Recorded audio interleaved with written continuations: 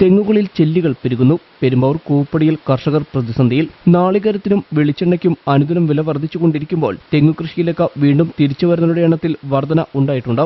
ഈ അവസരത്തിൽ തെങ്ങ് കൃഷിയെ സാരമായി ബാധിക്കുന്ന ചെല്ലികളുടെ ആക്രമണം കേര കർഷകർക്ക് വൻ പ്രതിസന്ധിയാവുകയാണ്. പരമ്പരാഗത നാടൻ ഇനങ്ങളും കുള്ളൻ, കുറ്റ്യാടി, ഹൈബ്രിഡ് ഇനങ്ങളും കർഷകർ ധാരാളമായി കൃഷി ചെയ്യുന്നുണ്ട്.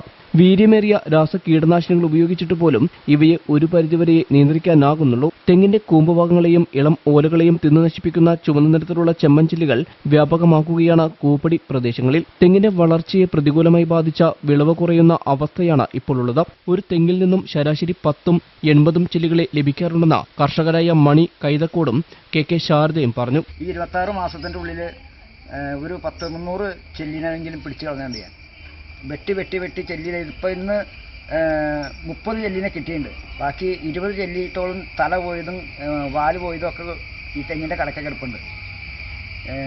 മാസം ഒരു 15 ദിവസം കൂടുമ്പോൾ മരുന്ന് ഒഴിച്ചില്ല, അല്ലെങ്കിൽ ആൾ ഈ ചോട്ടിലേക്ക് വന്നില്ലെങ്കിൽ ചെല്ലി നമ്മളറിയില്ല വന്ന് കയറണത്. കൈയുടെ ഉള്ളിക്കടെ കയറി സെൻറ്റർ ഭാഗം കണ്ടാണ് കുത്തണത്. ഒരു കൂട്ടമാണ് വന്നത്. കറുത്ത ചെല്ലിയല്ല, ചുമന്ന ചെല്ലിയാണ്. നിലവിലുള്ള നിയന്ത്രണ മാർഗങ്ങളൊന്നും പര്യാപ്തമല്ല എന്നാണ് ഇവരുടെ അഭിപ്രായം. ഇതുമൂലം ചെറുകിട കർഷകർ ബുദ്ധിമുട്ടിലായിരിക്കുകയാണ്. ഈ സീസണിലെ മഴയും ചെല്ലി നിയന്ത്രണ മാർഗങ്ങൾക്ക് തടസ്സമായതായി ഇവർ പറയുന്നു.